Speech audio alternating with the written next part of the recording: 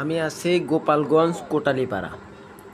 এখানে মূলত বিষয়ে আমি একটা জিনিস দেখতে আসছি।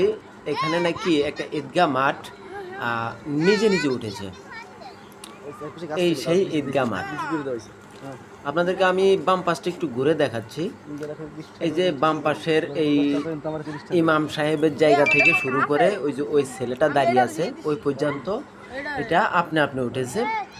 আর এই যে বাকি অংশটুকু ওইটা পরবর্তীতে এলাকার মানুষ মাটি পালায়া এই জায়গাটাকে আপনার ভরাট করেছে।